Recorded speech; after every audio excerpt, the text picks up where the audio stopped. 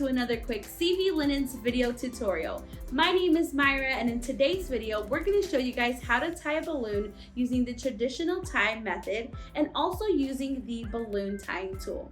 So let's go ahead and grab your balloon tie and your balloons and let's get started.